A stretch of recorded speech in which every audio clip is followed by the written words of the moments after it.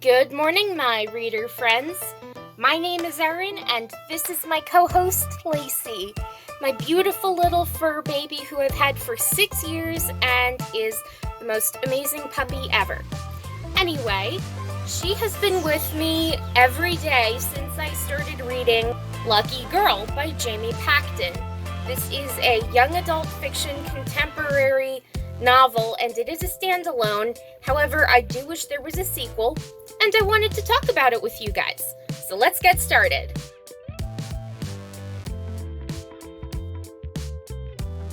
There are no other books that I can find by Jamie Pacton, but readers who read Lucky Girl also enjoyed Aristotle and Dante Discover the Secrets of the Universe by Benjamin Eliar Sains, and On the Hook by Francisco X. Stork, which I do have. This Is Not the Just Show by Anna Carey, which is another book I have. We Can't Keep Meeting Like This by Rachel Lynn Solomon. And You and Me at the End of the World by Brianna Bourne. This book is a hilarious and poignant reflection on what money can and cannot fix.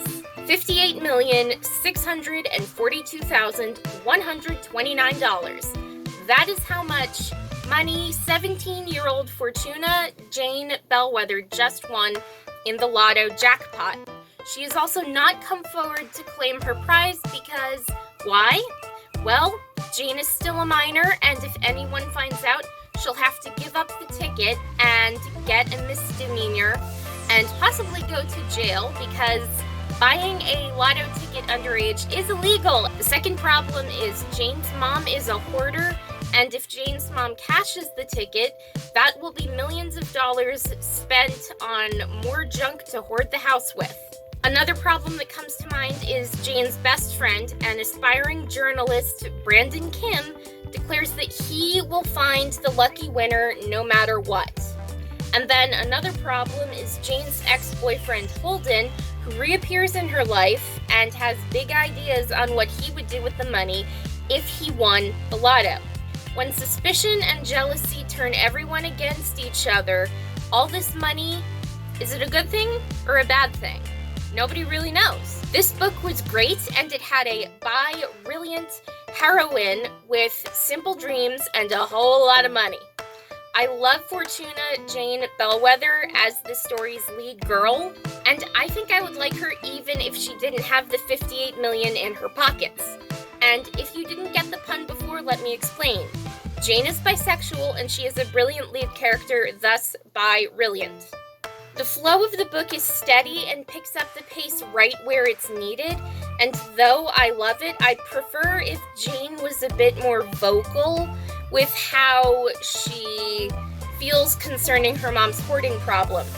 Now, I come from a family that is talkative and semi-aggressive, so I'm not used to entire passivity like Jane is so far. And I can also understand Jane's dislike of her mom's hoarding problem because my dad has a few collections in the basement of our house and he has trouble getting rid of them. So moving on. I also disliked Holden from the start. Holden is Jane's ex-boyfriend, and my suspicions about him were entirely correct. He is not to be trusted. If there's anything in this book that gave me partial anxiety, it was when Jane almost gave up the $58 million to a lighter.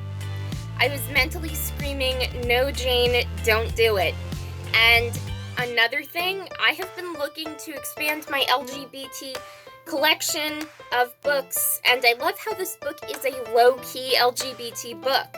Not just focusing solely on an LGBT relationship, because there's always more to the story than just relationships.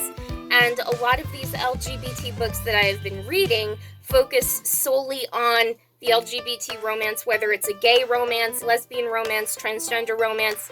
And this is low-key because it doesn't talk about, okay, Jane is bisexual, here's a girl she's dating, here's a boy she's dating. No, it's mentioning Jane is bisexual, she was dating a guy, now she's dating a girl, and that's it. I thought that was why it was low-key LGBT fiction. This book is definitely my favorite LGBT fiction novel of 2021, no doubts there. And this book is such a quick read, yet the aspect of quality over quantity still remains.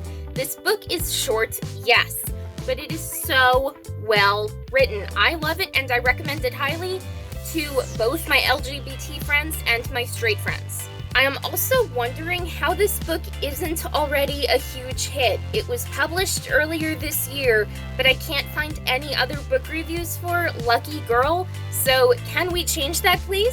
Because this book definitely deserves recognition and love.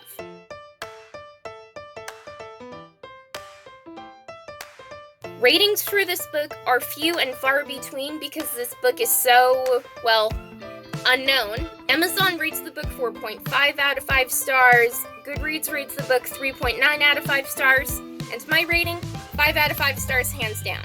As far as reviews go, Jennifer Dugan, author of Hot Dog Girl and Verona Comics, says, with a fresh take on the many forms of love and grief, Pacton brings readers a unique dramedy about a girl and her lotto ticket. Joy McCullough, author of Blood, Water, Paint, says, with heart, humor, and honesty, Lucky Girl explores what it means to truly have enough. Jamie Pacton has written another smart, relatable heroine characters will root for to the last page and beyond.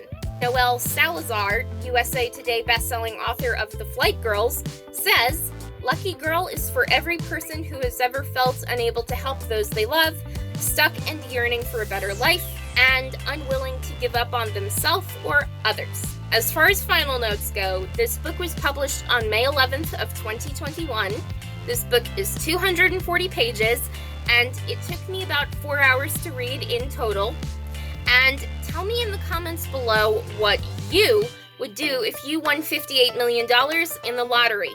I would love to know, and I will even tell you my plans if I won $58 million in the lottery. I would move to a low-key mansion and invite my best friends to live with me.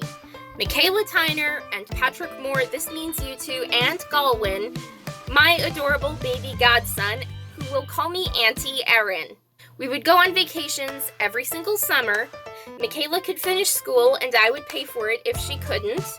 Patrick and I would have Dungeons and Dragons marathons every single day.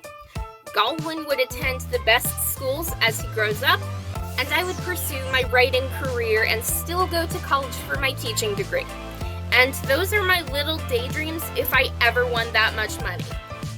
Also, if I were to become rich, I would probably take lovers, but I'm not sure if I would ever get married.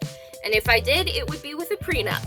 Anyway, that is all for today, so if you enjoyed this video, hit that like button to show some support, subscribe to my BookTube channel to get more videos like this, turn on those notifications to be notified when I have a brand new video uploaded, keep on reading, say hello to my beautiful little Lacey, and have a great day, everyone.